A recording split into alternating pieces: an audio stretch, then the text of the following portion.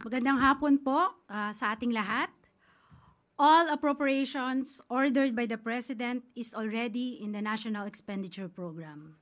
That is why it is called the President's Budget.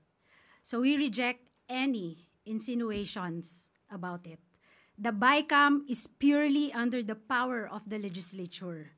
We respect and strictly follow the budget process, and all our actions are above board. Kung maaalala niyo po ang proseso ng budget, ginagawa po ng executive ng 6 na buwan ang ating President's Budget and National Expenditure Program. Ayon sa Constitution, we have 30 days after the State of the Nation Address para isubmit ang National Expenditure Program sa Kongreso. At ayon din sa Constitution, pagkatapos natin masubmit po ang budget sa Kongreso, magkakaroon po tayo ng briefings, di po ba? So ginawa din po yan ng executive para ma-explica po kung ano ang laman ng President's Budget at ng National Expenditure Program. Pagkatapos po nun, magde-deliberate na po sila.